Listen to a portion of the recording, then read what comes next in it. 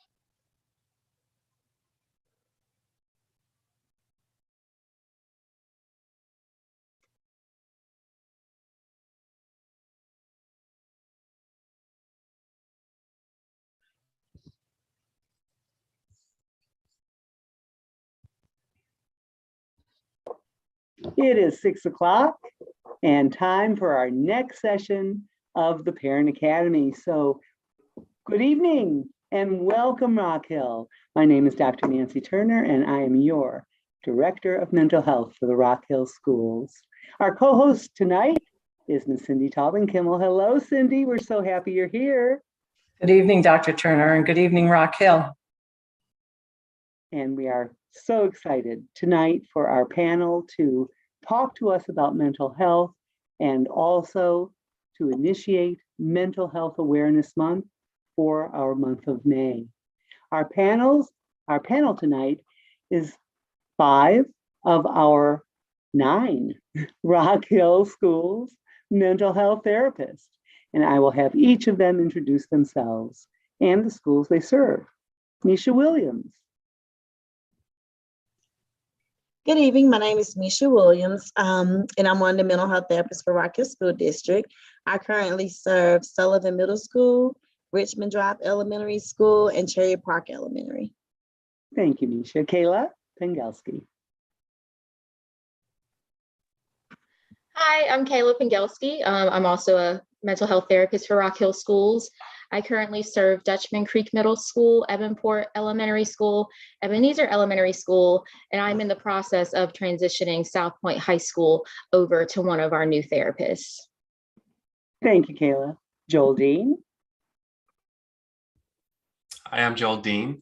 The schools I'm currently serving are Northside Elementary, Flexible Learning Center, the Central Child Development Center. I also work with kids in the T3 program, as well as I do some work in our day treatment program as well. Thank you, Joel. Casey Madden. Hello, everyone. I'm Casey Madden, and I am currently serving Rock Hill High School, Independence Elementary, and Leslie Elementary. Thank you, Casey. Jessica Wilson.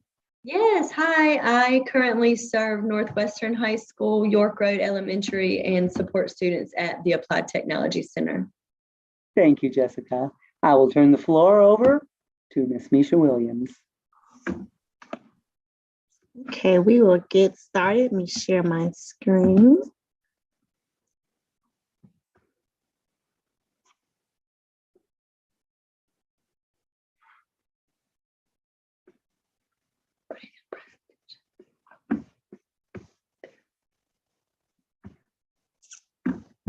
One second.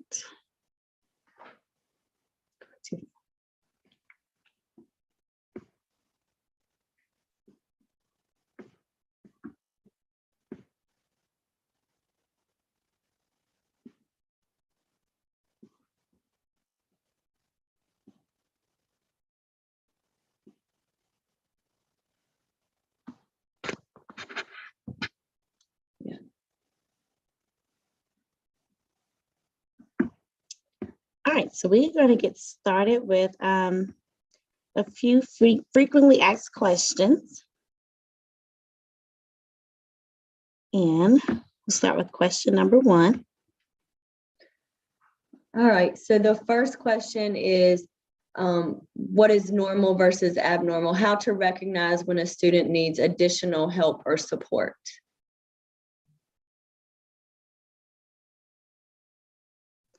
And so if one of the therapists would like to answer that question.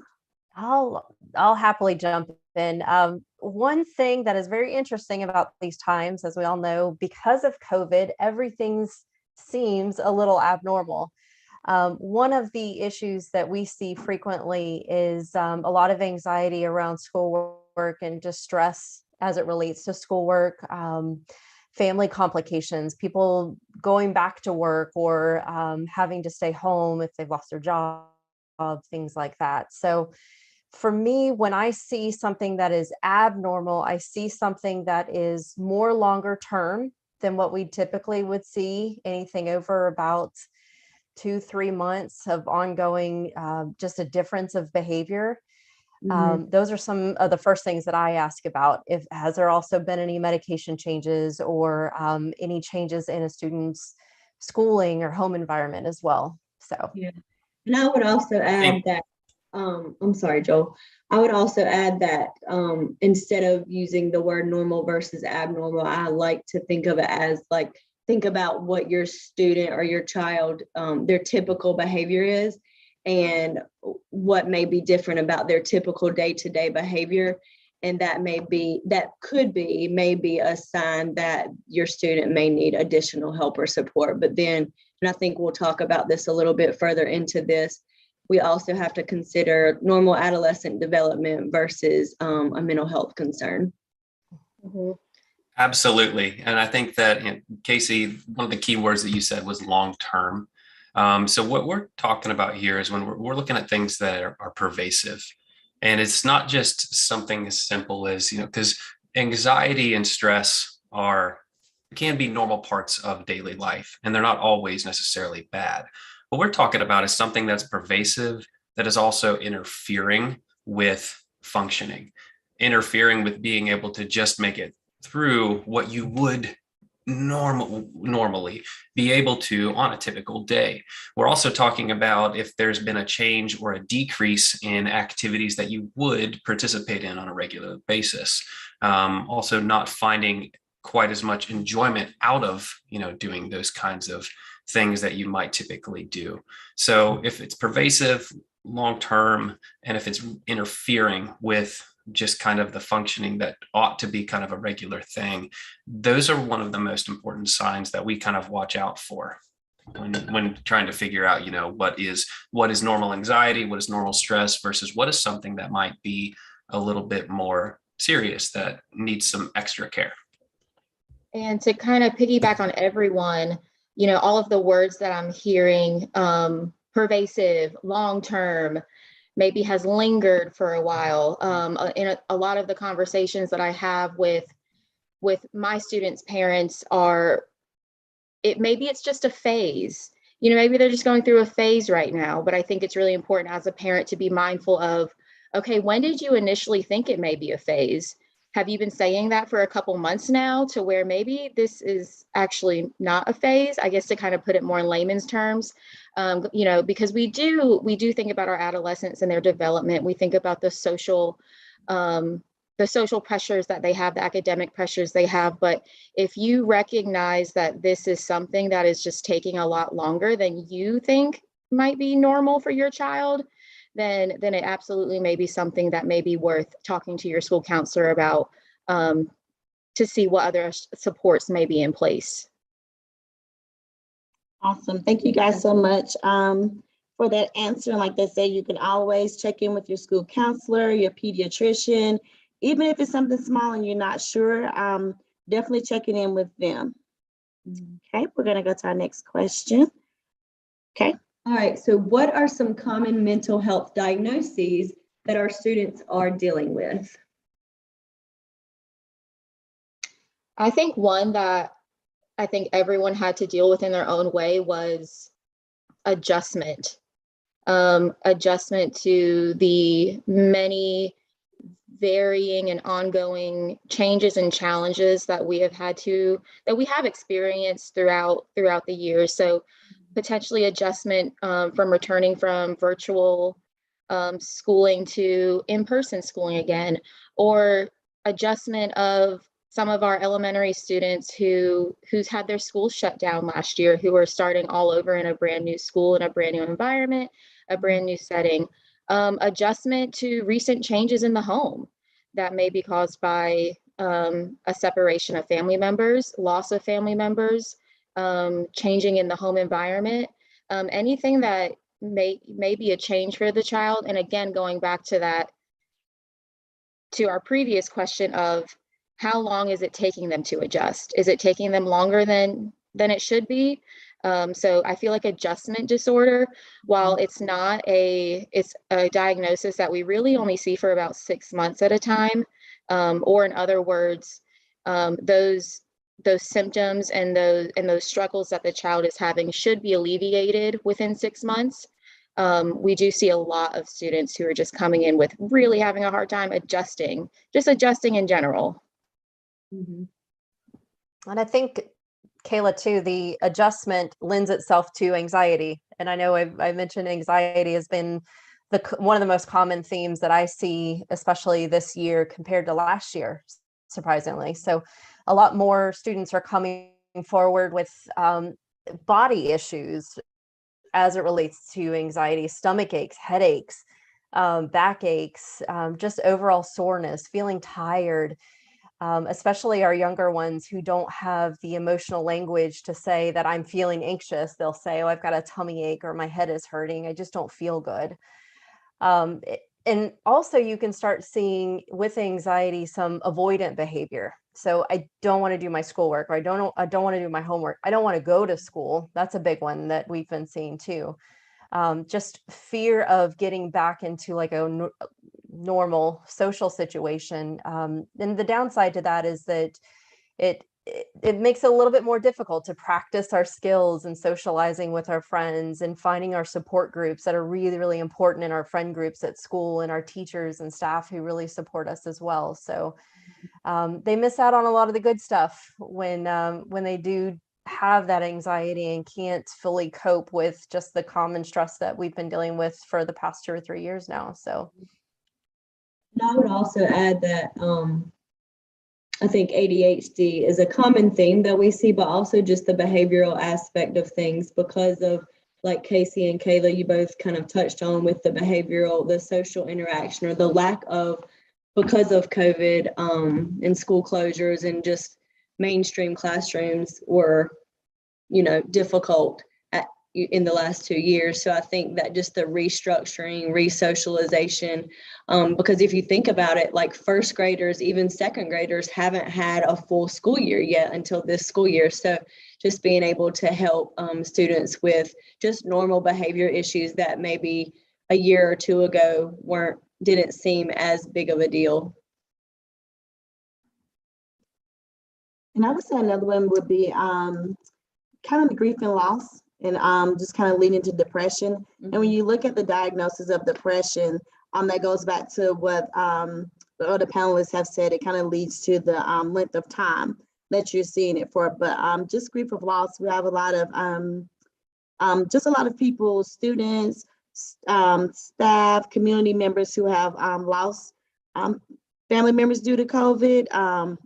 We have the loss of normality of things, as far as like our kids weren't in classrooms for a while. And so just kind of leading back to the adjustment and stuff. So just kind of some grief and loss of some other diagnoses that we've been kind of seeing in some of our students as well. And one thing that's really common that we see is kind of with grief and loss, with actually many of the things that have been said already, is just kind of helping students deal with anger. We have a lot of students who have some sort of dysregulation struggles managing anger, and anger oftentimes is attached to one of these other diagnoses that we've already talked about today. It's rarely that we have someone come in or a student that we see who's their sole thing that's going on is they have an anger management problem.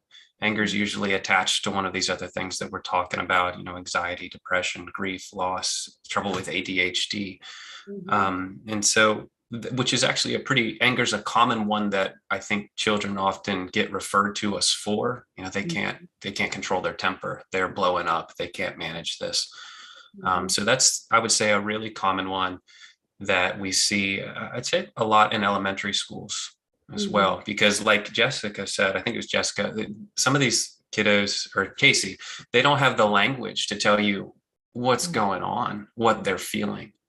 And so, but they'll show you they're unhappy. They'll show you that they feel that something is unfair. They'll show you that they're hurting. We just gotta kind of have our eyes open and know what we're looking for, and not just see the surface reactions. Right, that's a great point, Joel. A lot of times we'll see different behaviors in our students, and we'll think it's one thing when there's something else kind of underlying. So that's why it's important just to kind of reach out to someone if you do feel like there's something that your child may be dealing with, or that yourself may be struggling with, being able to kind of reach out to someone to kind of see what is that underlying thing that may be causing the anger or some other symptoms that we may be seeing. And we touched on this a little bit with the next question, but we will kind of talk a little bit more about it. Yep. So the next question is, what are the signs and symptoms of these diagnoses? And I think that they vary, but there are also some very common denominators with all of these. So if anybody wants to take a stab at it. I think Casey kind of highlighted the symptom of avoidance. I think, in all of these diagnoses, we can see avoidance behavior in some way. Whether with anxiety, we may see avoidance of peer or social interactions, or avoidance of their schoolwork. With depression, we may see avoidance of extracurricular activities that they once enjoyed. We may see them avoidant of having those conversations with their parents, not really wanting to engage in how their day is going. With oppositional defiant disorder, with some of our angry kids, we may see avoidance of the school rules. We may see them trying to avoid the teacher's requests. And like Joel said, it all kind of what is underlying is something more than just those behaviors. Is how do we figure out what these children are communicating to us, whether it's anxiety, whether it's sadness or hopelessness or frustration. How can we dissect those layers to kind of get to that core issue and help them move forward? Kayla, I want to expand a little bit on the avoidance of the social interactions. You think about like the past 2 years when everybody's been isolated in their homes, they've had to work out their social relationships through social media or text messaging, FaceTime. And the reality is you have a disagreement with a friend, well, you just block them. Right. But you can't block people in real life. Like whenever you see them in the hallway, or you can't block your homework because you don't want to do it. So I think that helps to increase the anxiety as they're coming back to school. And so those would be definitely some things I would watch out for. Is, are we having difficulty with our friends compared to how it was before COVID hit or before the anxiety started?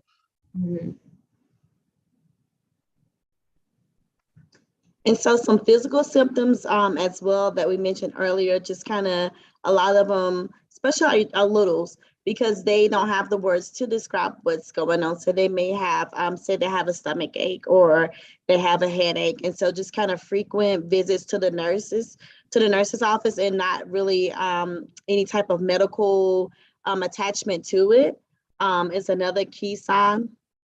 Also lack of sleep. So if there's a change in your sleep pattern or sleeping too much can be a symptom, as well as appetite changes. So that's another symptom to look for as well. There's certain changes in their appetite as well. And even energy. So like if their energy has decreased, Kayla may have mentioned just kind of not wanting to do more, not wanting to do the things that they used to do, not want to go outside and play with their friends, those types of things as well are key symptoms to look for. I would say that we talk a lot about anxiety. Anxiety gets kind of thrown around a lot now. They're anxious about this or that. what it often looks like is, it's not just a feeling of being anxious about a thing. It's a lot of things in conjunction. What it might look like for a student is frequently missing school, and then not wanting to participate in the same social things that they used to do before, more isolating, lots of time spent in their room, or just spent kind of not participating with others. Physical complaints like the stomach aches, like the shoulder tension, headaches. Also worrying about, not just worrying, but excessively worrying about, well, typical problems that you might experience at, an adolescent or teenager age, homework or friends, except for the excessive worry, it just doesn't quite match the level of severity of what's going on.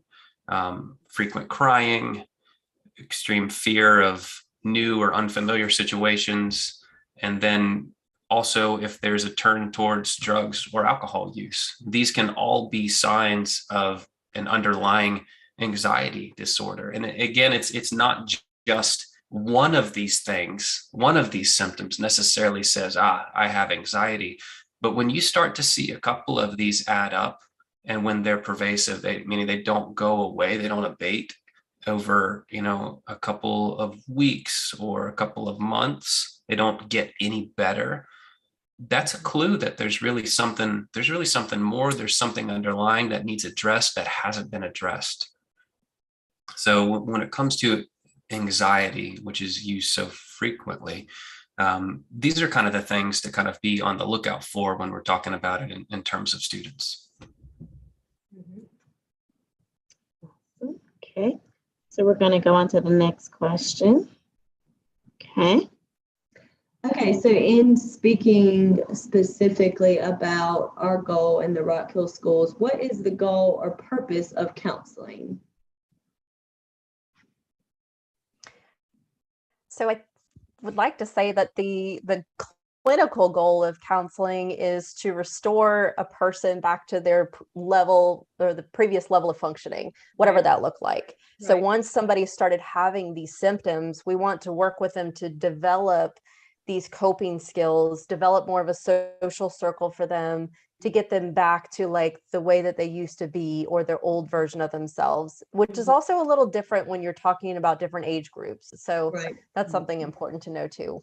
Yeah, and I think if you're looking at it from a school standpoint, as Joel was mentioning, the anxiety, if there's frequent absences, if you're thinking of different interventions would be, can I get to school on time? Can I make 4 out of the 5 days of the week at school?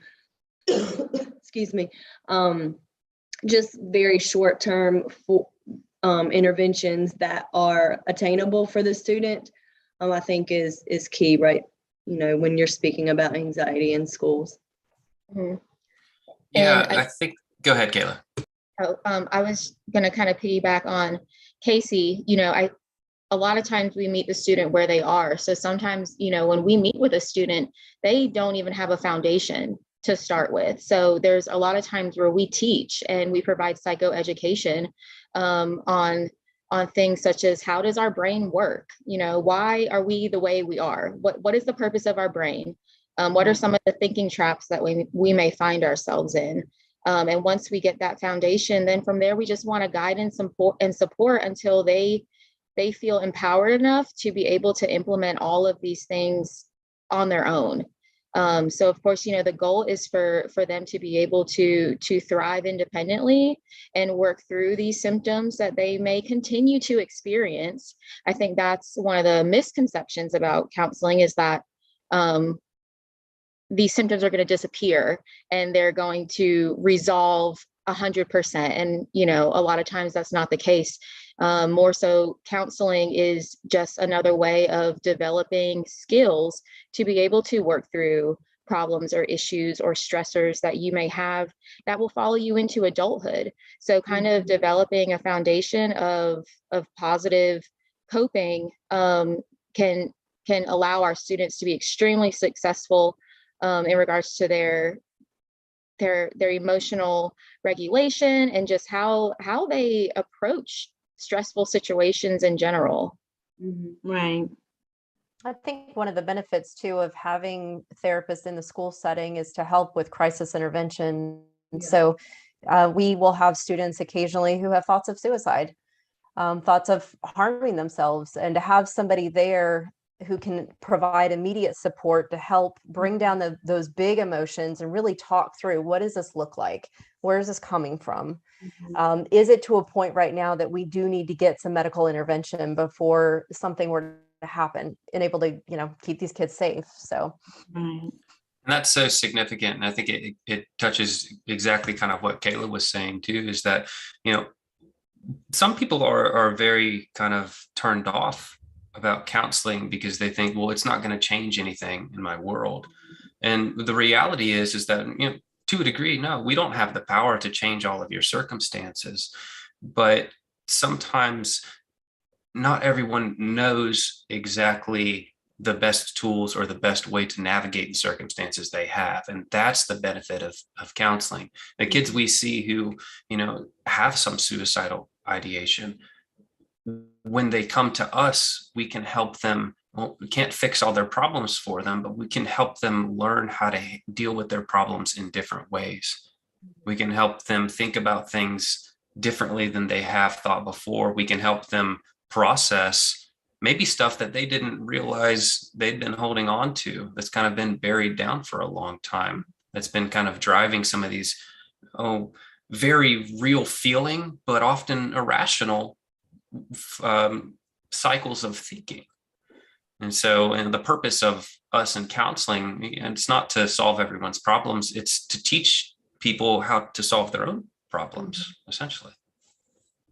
Right. I'll kind of piggyback off of what Joel said, just kind of with giving them the tools that they need as far as like even day-to-day functioning. When you think about like Joel said, with suicidal ideation, and giving them teaching them the skills and the tools that they have as far as like, and just even talking about what good mental health looks like, So educating, like Kayla said, going back to psychoeducational piece. So educating them and giving them the tools and stuff. And just even another goal of counselors too is just kind of helping them advocate for themselves, to know, like, what, I see that I'm falling back into some patterns that may be unhealthy. It's time for me to get some help, or I need to be able to ask for help, whether it's coming to someone at school or a parent, to be able to say, these are the things that's going on. I think I may need to go talk to someone. So that's some of the stuff we do, as well as even kind of, teach them to advocate for themselves, to get to a place of being able to advocate for themselves as well, and knowing what good mental health looks like is another thing. Yeah. Helping to create balance in areas of their lives that have either gone to one extreme or the other. And there seems to be kind of a fluctuation from one side to the other side. Now, realizing that life just doesn't always work that way. It's best when we can find balance. There's going to be good days, there's going to be bad days. Not necessarily when those happen that has to mean something so significant about you. Just learning how to kind of, accept the balance and maintain it. And just one more thing, I think that we come across a lot of students who are really struggling with lack of control. We all struggle with lack of control, and we know that we cannot control most of the things in our lives. But what we can do is we can control how we can plan and prepare for those things. So a lot of times that may be coming up with a crisis plan or a safety plan, or again, just aiding in those calming and coping skills. So if something happens that is uncertain, or is that surprising or shocking, knowing that you have that toolkit, you have that foundation to be able, maybe not know how you're going to move forward, but at least you have some tools to be able to take with you to hopefully make moving forward and not as hard. I'd You like to actually go ahead, sorry, Casey. Joel. Go ahead. I was going to add two more things.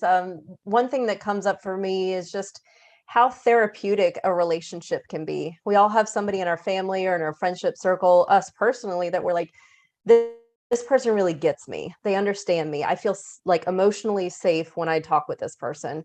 Sometimes us as therapists, we might be the only person in that student's life that they can have this relationship with. So that relationship in and of itself is almost modeling how to have clear communication with somebody, how to really care for your friends, but also care for yourself and have your own boundaries. The second thing that comes up for me that might also be a goal for counseling is just to have an extra person in the schools that can help be that extra partner for parents. Because I know parents often struggle with some of the behaviors at home, and they just say, yeah, I don't know what to do anymore. That therapist can be the person that they have a good working relationship with to provide some extra feedback outside in the school setting. I'm so glad that you brought up the parents in this as well, because kind of to go with what Kayla was saying about control. Oh my goodness, control is a huge piece of this. And especially for our little ones, they have very, very, very little, almost no control over the things that happen in their world. But what helps give these children, and this is where the parents come in, one of the things that I often talk about to parents, as far as, we talk about the goals and the purpose of, what we're going to do here. One of the things that parents can do is really seek to implement structure and routine at home. That actually helps to foster a sense of control in our kids. When they know what to expect and when, how it's going to happen, they can rely on that. It's consistent. They can trust it. A lot of these other symptoms, we see them lessen when they have that foundation, when they have that expectation, when they have that trust outside of school, at home. And then that often has a ripple effect on the behavior that they have in the classroom. It's like this secure, it's like a security blanket. When they know what's going on at home, when they know, the things that are expected of them, what the family schedule is, when we're doing this and that, that actually helps them have a sense of control in an otherwise completely control-less world for a child. Right, definitely. Okay, so we're going to go to the next question for you guys. Can you explain confidentiality? Specifically, in the schools, we, have FERPA and then HIPAA as well. So maybe being able to explain confidentiality as it relates to what parents, I think, want to know about their student that we are serving and what we are not able to share. I'll take a stab at this. Confidentiality for me is most important in creating an emotionally safe environment for a student to have a conversation about how to start working on their own coping skills, their own emotional connection with others. When it comes to confidentiality, especially in the school district, anything that is said inside of a therapy session is generally confidential. There's only a few times where we will come out to provide information outside of a session, and that's usually around safety. I'm concerned about this student having suicidal ideation. I think they might have a plan. I think we need to help them stay safe. If there is any past physical abuse, emotional abuse, sexual abuse that comes up, we are mandated reporters. We are required to report those things. And then sometimes our students ask us to go talk with somebody else. And as long as we have their permission, and transparency for me is extremely important. And anytime that I have to go outside of a therapy session to talk about confidential information, I'll invite the student to be a part of it with me. I've invited parents to make very difficult phone calls with me. And that to me is especially important in just helping to keep that emotional bond protected so that the student continues to feel safe and supported in the relationship that we have. And not only, You good? Go ahead. Okay. Not only, to, continue when it, in the concept of safety, we also, will break confidentiality if a student discloses that someone they know is hurting themselves or is planning to hurt themselves, or know of someone who plans to hurt somebody. So not only are we mandated to report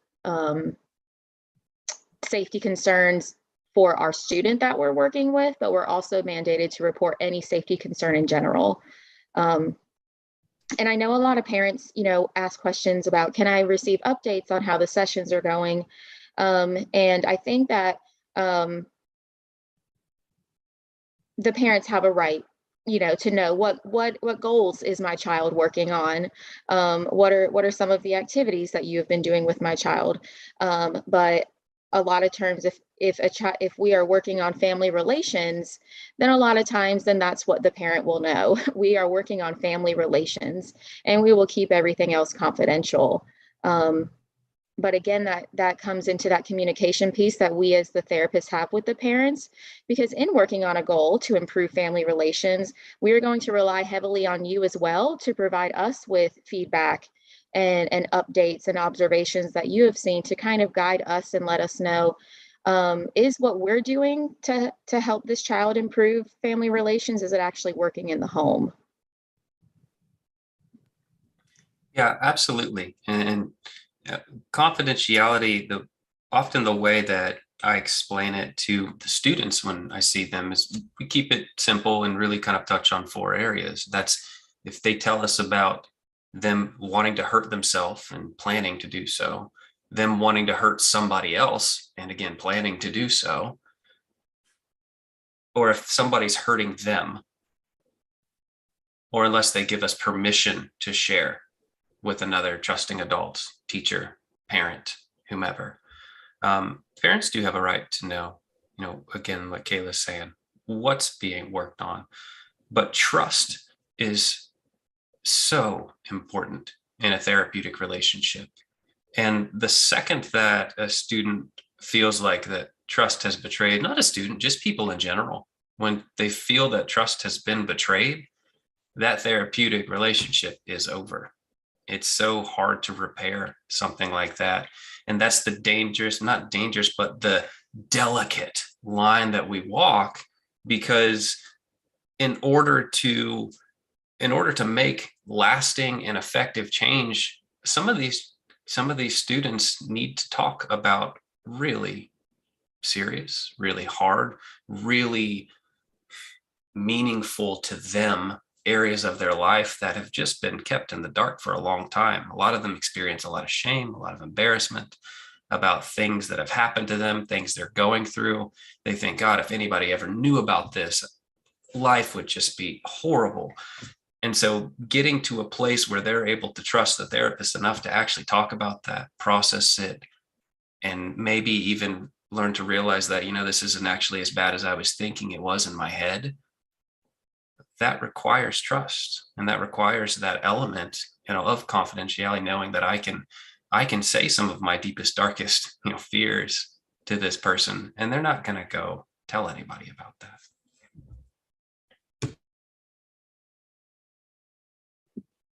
And I would say also another thing that we kind of hear from the kids is like, oh, are you going to tell my teacher? I'm like, no, I'm not going to go tell your teacher. If you have like a rough day today, you need to kind of come and talk to me about your teacher or what's going on in class. That's all a part of what's confidential within our sessions. So I think you guys did a great job with talking about confidentiality. Okay, so we're going to go to the next question. All right, so what if a student needs medication? So we actually, we would, in some cases, in most cases, we would refer to their local pediatrician or a psychiatrist in the community. We also partner with other outside agencies and we will partner with a nurse practitioner that would help us in the Rock Hill schools prescribe medication, but in a lot of cases, we also default back to the pediatrician and a child psychiatrist if we are able to. Yeah, a lot of us, we don't prescribe medication, just refer. But I think a lot of us working in the schools have a pretty good relationship with the nurses in the schools. And so we can communicate sometimes, if we have, that kind of release of information from parents, we can communicate with the nurse there if we know if they're seeing some similar things that we're concerned about, and then kind of making that referral to their pediatrician or a child psychiatrist kind of at that point as well. Since we're talking about medication and it's Parent Academy, I think it's important that we talk about what the purpose of medication is, because I know that it can be, for a lot of parents, it's like a no-touch subject. Absolutely not. I'm not putting my child on medication. They're too young. I don't trust it. I don't want those, that for my child, which is 100,000% fair and okay. But what I explain to parents is, just like we had talked about earlier, as developing tools for our toolkit to take forward with us, medication is kind of just aids as another tool. When we think about our brain and, our levels of serotonin, some of us, we can't see it, but we do have chemical imbalances that unfortunately lowers our levels of serotonin. So again, medication just kind of serves as another tool. It's not a cure. It doesn't, magically change our students into having no issues whatsoever.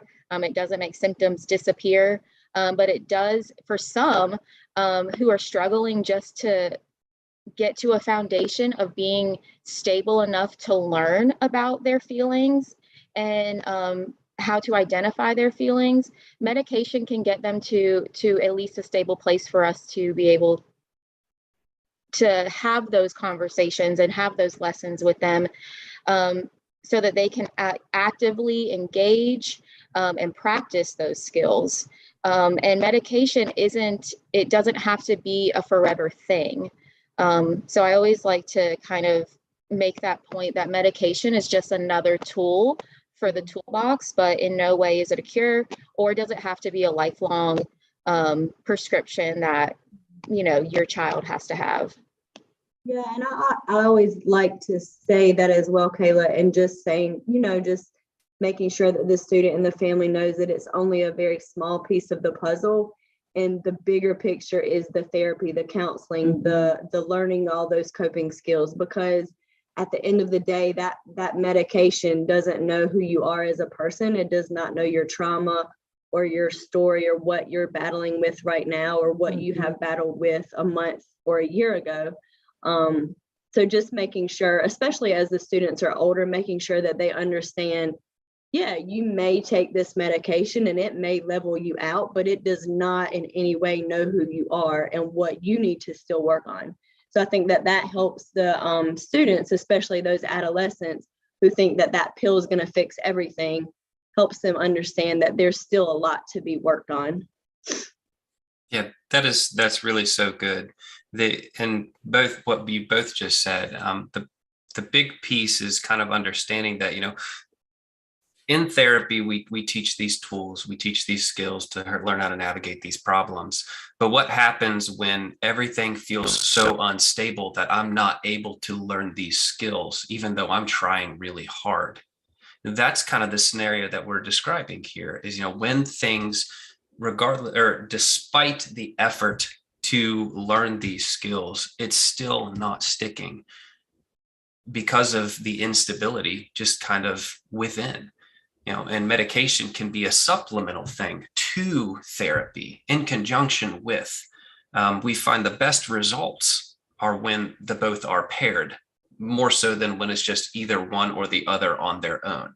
Some students, therapy alone by itself might be what they need to just kind of learn some new skills, process a few things, and good, they're ready to go. Sometimes it needs a little bit extra. And that's what helps kind of create, the medication can help create a stable enough kind of inner environment so that they're able to learn these skills. One of the ways I like to think of it is, sometimes we're asking students to run a race, except the problem is their legs are on fire. Medication kind of can help put that fire out so that they can kind of learn how to run their race. And once they get, efficient at it, once they've made some progress, once they've shown some consistency, then you can revisit the medication piece, talking with your doctors, of course. But it doesn't always have to be this completely no on the medication. It's just looked at as a supplemental thing in conjunction with therapy. So some of the medication I might prescribe, being a little granola here, is just being outside, being in the sunshine. Have you eaten today? When's the last time you had a really good nap? Do you do yoga? Do you do acupuncture? Do you do something like for your body to help level out some of that energy that you have? And are you taking care of yourself? So in these conversations, it's not just medication and the talk therapy piece. It's what are you doing outside of school that helps meet what your body needs? So oftentimes I'll look at those avenues as well. Awesome, that's great. And like you said, just the whole piece of the natural medication of going outside and getting some sunshine, Casey. Awesome. Okay, we're gonna go to the next question. All right, so how can Rock Hill School District therapists or mental health counselors help?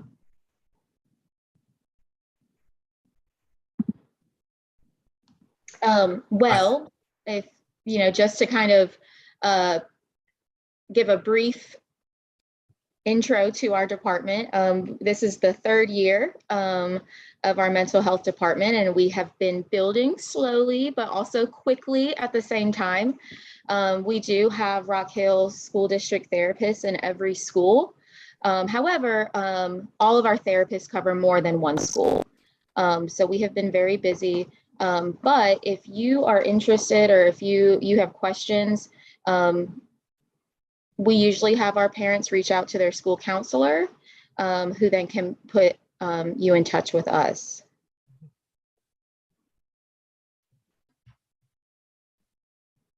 As I think we discussed this earlier on in the hour, but just making sure that parents and the community know that we are here as that extra layer of support for the school and for the students and their families. So whether that be, providing crisis intervention, individual counseling, small groups counseling, whatever it is that we can then help the student be successful in their school environment. And partnering with parents of the students that we see. When we love to have a great relationship with the parents of our students. That's where the prime area of change, the power to make change, it comes from. So when we can have a good working relationship with parents, providing them maybe some education on parenting, on how to work with students who have specific, symptoms or diagnoses or disorders going on, giving them tools, giving them education, and giving them support, and just learning how do I make my home environment, a better place that's more conducive for my student to kind of work through whatever's going on for them right now. So really, partnering with parents is another huge way, I think. So once kids, sorry about that. Once kids get referred for services and we reach out and we start doing our intake process, we do individual counseling. We can do group counseling. There are times where we'll do Parent Academy to help provide a little bit of education. There's crisis intervention at the school. So if there's a crisis that happens, we are generally some of the first to respond. And then, like Joel said, just being that extra person on your team to help support your student in school as well. Just to kind of go what they said, which is kind of providing different things. We also do some trainings for the community as well. So there are some trainings that we've done just to kind of make people more aware like mental health needs and how to recognize when someone may need to be referred for mental health services. Also, we do some trainings on suicide as well. So those are some trainings that as Rock Hill School District therapists that we also offer for in the schools and for the community as well. And I think, we have so many teachers and staff and support staff in our schools that kind of serve as and provide those safe spaces for those students. And I think that we just add another safe space for our students as well. Kind of going back to confidentiality, we have had students who know that we will maintain confidentiality for them. So we have received reports from students who have had concerns. I know one of the things that we practice a lot and we preach a lot in our schools is if you see something, say something. And I think, going back to the value of the relationship and going back to our students knowing that they are in a safe space, that what they say will remain confidential, has also been extremely helpful for us to help other students as well.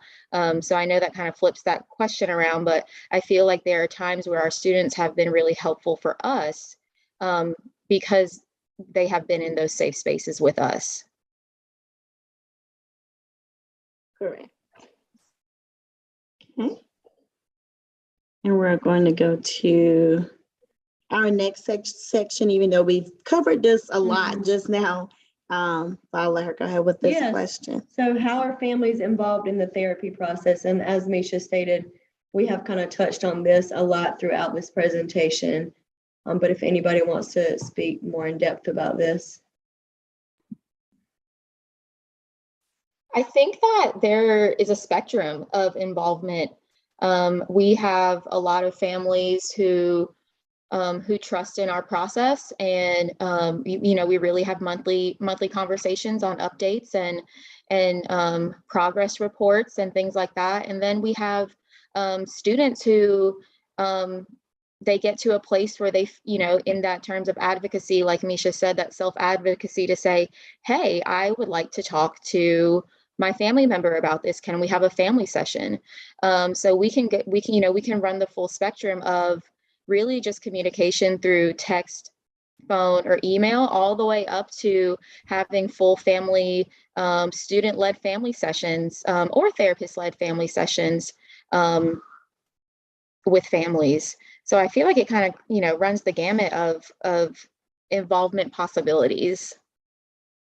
It definitely varies from student to student, depending on what exactly they're coming to see you for. One of the things that is consistent from student to student is that, families are involved initially. We reach out to parents to talk about, what's going on with, your student, what kind of things are you seeing at home, just to kind of help us get a better picture of, what it is that's happening in their lives at this time. From that point on, it takes a little time to develop that trust with a therapist. And so I often tell parents, it may take a couple times of me meeting with your student before we get down into the details about whatever heavy stuff is going on. Other students, they're an open book and they're ready to go right from the start. So it really varies depending on the student. One of the things that we try to maintain, though, is just kind of communication with the parents throughout the process. If it feels like, they need some additional information, some support, we might schedule time to meet specifically with just them to kind of talk about things at home, talk about ways that they can intervene, little things that they can adjust or learn to do differently to help them. But ideally, we love for it to be a ongoing kind of communication throughout the process of their involvement and their time with their district therapist. Okay, thank you guys so much for those answers. We're going to go to our next question. And with this question. All right, what are some resources in the community? we're so fortunate to have so many good resources in the York County area. I'll just name a few that I know that we partner with. Often we currently partner just in our school district, Winthrop University, NAMI, which is the National Alliance of Mental Illness. We also work closely with North Central, lots of agencies, lots of doctors' offices in the community, pediatricians, local psychiatrists in the community. What am I missing? Pilgrims Inn, Safe Passage. And we also have a information line, a mental health information line through our Department of Mental Health as well. That's open to the community that anyone can always call to get more information on different resources. If there is a need that you guys can kind of call and get that information as well. And then we also have a mental health email address also that Dr. Turner oversees as well. The information can kind of come to also.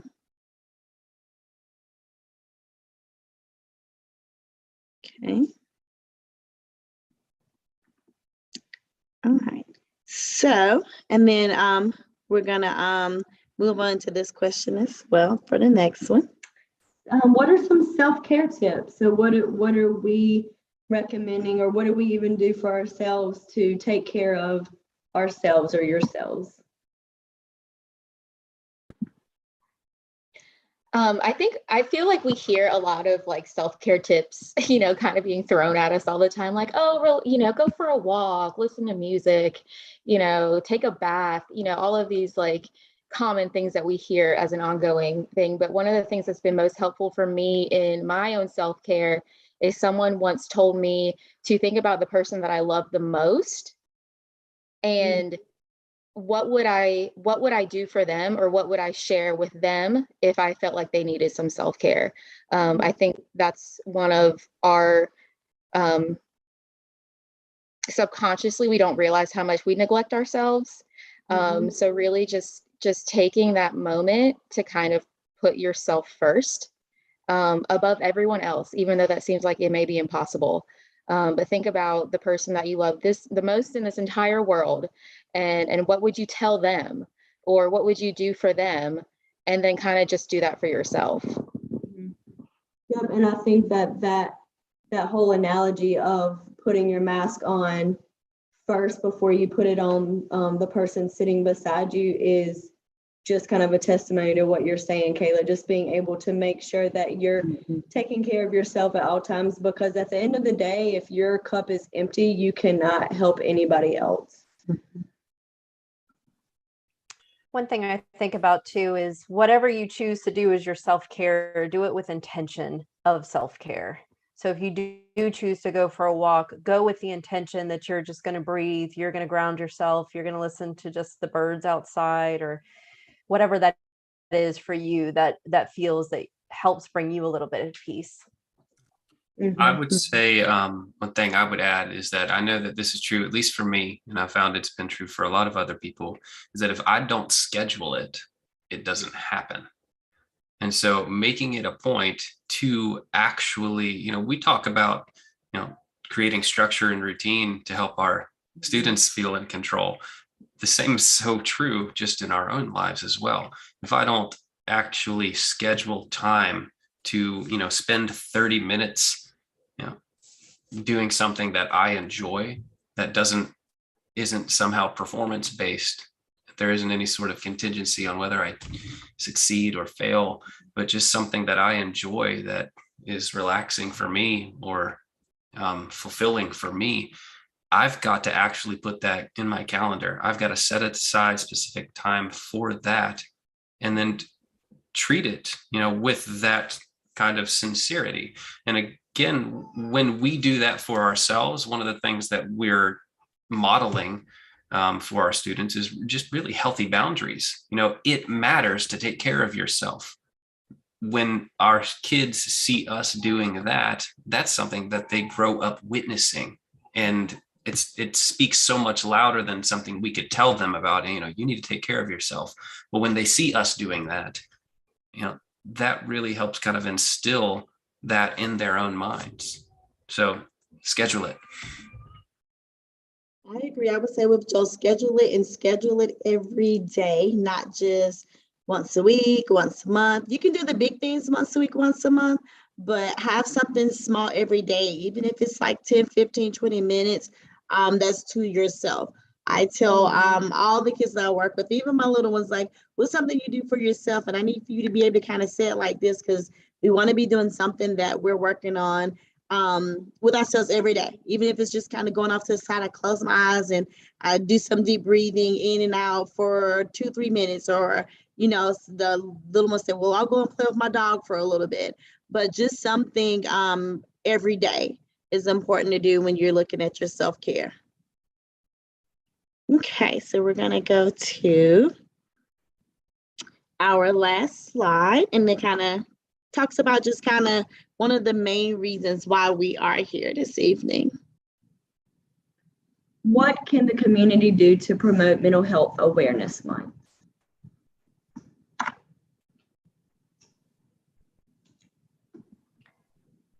I think embracing conversations around mental health, being open to those conversations and allowing yourself to be vulnerable about the topic of mental health, whether it's your own mental health or whether it's just the topic in general. Kind of, we want to destigmatize it. And I think we're doing a really good job of doing that in our community. But it will take the whole community for us to really get to that place of destigmatization.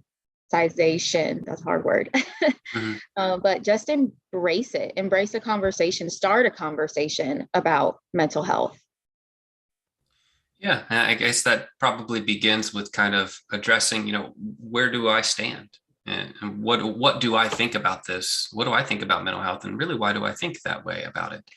When we break a bone or we have some sort of injury to our physical body, we don't often, if it's serious, we don't hesitate before we go see a doctor.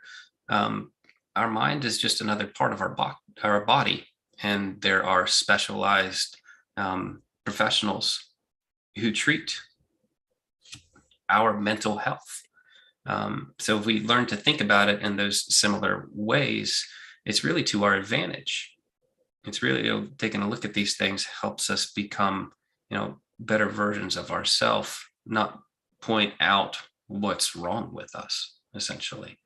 We often, it helps to often think about it in terms of like professional athletes who are so skilled and so talented and the best maybe in their area, in their field, yet they still rely on the eyes of a coach on the sidelines to help them identify things that they might miss, they might not see.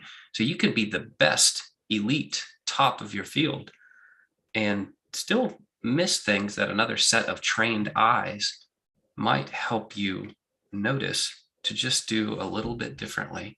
Think about it in a way you hadn't thought about before. And that might be the thing that helps you overcome whatever's been holding you back. I think we can do quick things as a community. You can reach out to your friends and ask them, hey, how did you take care of yourself today? Or what's something positive for the week? You can utilize social media. A lot of people are on social media in one platform or the other, posting positive and uplifting messages, sharing your self-care tips for others. So those are all ways that we can do to reach out and be able to promote mental health awareness throughout this month. I think just to add on one more thing, in having conversations with your children and your students, is maybe even like acknowledging, like, today was a really hard day at work today. I think that I'm going to go do XYZ. So, going back to that self-care, modeling that self-care, but also acknowledging that we have stress too. And acknowledging it and saying, man, today was really hard for me. I don't feel great. I'm going to go do something. I'm going to go make myself feel better. And then even when you do that, saying, man, that I'm so glad that I did that. So just those like simple statements and those simple things that we could say in front of our children. Sorry, my dog wants to get on screen. We could say in front of children. Again, that modeling and them hearing that is something that they remember. They pick up, they listen, even if they don't act like it, they listen to what we're saying all the time. Awesome. All right. At this time, we are going to turn it over to Dr. Turner. Need to get off of mute. Wow, what an amazing discussion. I do want to remind our viewers that the purpose of our Parent Academy is to raise awareness of mental health issues, as we have tonight and really in the last few years. We love to give options for children, youth, young adults, and their families and the community. The mental health initiatives that you hear are site-based therapy, these wise, passionate, and experienced mental health therapists that we have on our screen, all will promote youth development, recovery, and resiliency. So we wanted to make sure that that was clear as well. Cindy, I believe there's a little bit in the chat. Yes. We have just a few minutes for some questions. The first question is from one of the parents. Is this something that is going to start being done, or are you saying it is something that is being done? So I think she was confused about whether or not these services are available now. Okay, services are available now. And if anyone wants to talk a little bit more about that, Nisha? Yes, our services are definitely available now currently within all of the schools within the school district. And the referral process is to just get in touch with your school counselor, child's counselor. Thank you. Yes. And then there's another question that one of the parents has about her 15-year-old who's a freshman in high school, who's struggling, and they've offered to take her to a counselor, but she says that would stress her out more. Wondering, are there any programs at the middle school or high school being presented to students that can help with tricks and tips to help somebody who's feeling overwhelmed? All right, good question. A few of you definitely work with middle and high. I think all of you. Who'd like to chime in? Well, I think that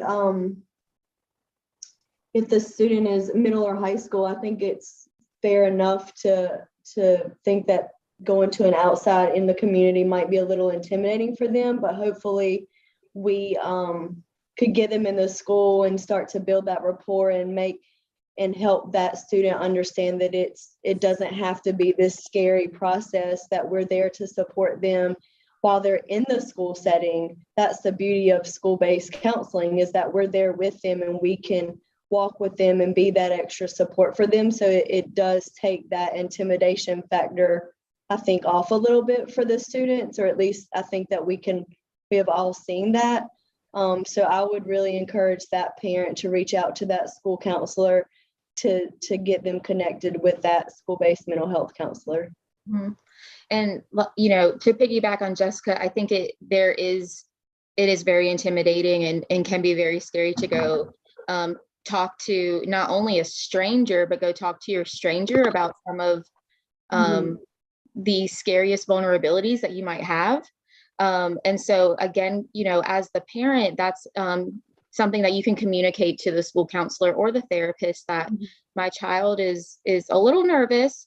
And that way, then we know going into our first session that, you know, we will really focus on rapport building, and we will probably really focus on that psychoeducation piece, just the learning piece. You know, we don't even have to talk about feelings or anything that's going on right away. We can keep it strictly psychoeducational. And from there, you know, again, we want our students to be able to choose, is this something that I want to continue to do? Or is what I learned in this session, is this enough for me to take that and see what happens?